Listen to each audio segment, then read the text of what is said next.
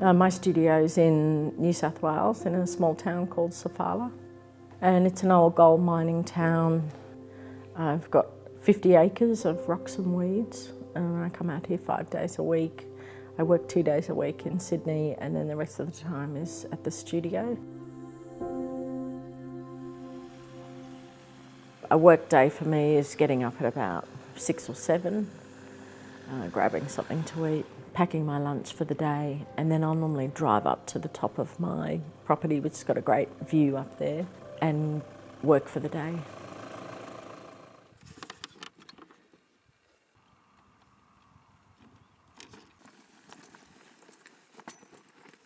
My subject matter has been my immediate area around here, which is Mudgee, Bathurst, Sofala, Hill End. I haven't always been a landscape painter. I did painting at art school. It was more conceptual based. I've found landscape painting eventually. It started by not having a studio, so I started painting in my car, and that enabled me to start painting landscape because that's what was in front of me. Not having a studio in the end ended up being a godsend because I was painting outside for 10 years, seeing loads of things that you don't see if you're in a closed-in 4 white wall studio. So while I didn't think it was great at the time, it's taken me on a journey that I'm now a plein air landscape painter. I live in Pittwater. I recently did a big series from Palm Beach down to Manly.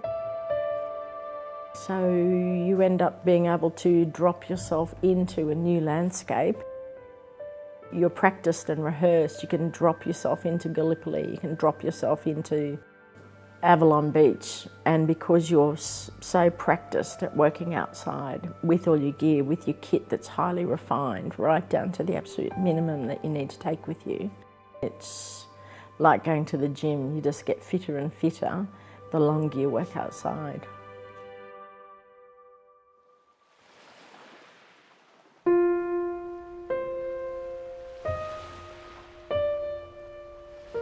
Everyone's impression of Gallipoli is what we've seen, all the footage on TV, people's diaries, the photos that were taken there. That's embedded in everybody's psyche. It's nothing like that now. You know, it's the most beautiful, tranquil place, heavily treed, unpolluted. It's a very beautiful peninsula. The original idea was to go and paint the landscape and record how it's changed, and painting it now and seeing what it looks like now. ANZAC Cove is very familiar to everybody. That's where the first landing was. So I did end up spending about 7 days at ANZAC Cove, where I did get quite a bit of work done. I enjoy making a representation of a place. If it's a painting of Manly, I like it to look like Manly. It's not just a landscape, and it's not just a tree on a hill, and it's not just a graveyard. So my work is site-specific normally, so this painting at Gallipoli was perfect for me. I've started with a couple of studies of the cove, looking both ways. I'll try and do 3 today. So once this is set, or this is just the first layer of paint, so once I've left these to set, dry, get a bit of a skin on them, I'll be able to work back into them, go over them. So today I should be able to do about 4 sessions on these. So while you're on the beach for 10 hours working slowly and quietly on your own, as tour buses are coming and going up behind you on the hill, you do think about what happened there. You don't really have any choice. You're not just painting a beach, you're painting at ANZAC Cove because of what happened. As the waves came in and I started to hear the waves, which were really very calming and relaxing, but I started to count them, and I thought it's like each wave, each sound as it runs up those pebbles was like another person passing away.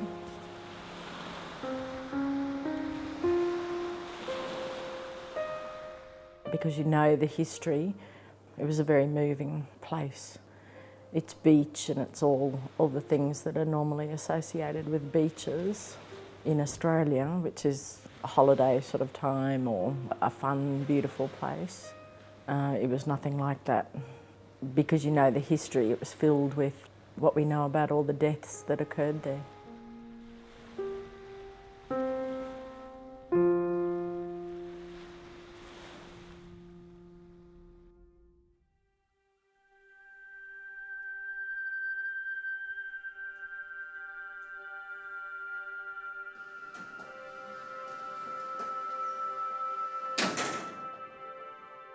So I'm still working on this one. This is the Sphinx. And I'm trying to get the scale of how impressive it was when we were there. But I haven't managed to do that yet. So I guess this one's been the most problematic. You can paint what you see, and then I try and bash them up a little bit. You know, I try and get the information down. But then I also try and bleed the edges or break them up so that they're not too photographic. If you're working across a 2-metre painting, you should be able to bring in more than one time of day. You should be able to capture, if you break up a large scale painting, a photo will photograph a straight blue sky. A painter should be able to introduce 10 or 15 colours into the sky. So I think that's where painting has it over a photo. Plein air painting is about looking, training yourself to look. At the end of the day, it still has to be a good painting compositionally. So while you might be painting what you're seeing, you then look at it and reassess it in 3 months' time, and it might not be a good painting. So you change it, which is losing the accuracy of where you may have done it. But you have to turn it into a good painting regardless of what you're looking at. So you make those editing choices to leave in or take out, add to still make a good painting, even if it's not completely accurate to where you'd painted it.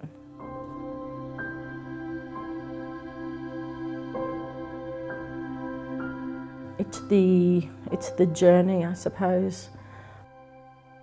It's like falling in love with homework. Every day is like doing homework, and at the end of the year you hope that you've completed 10 or so paintings that could be called finished.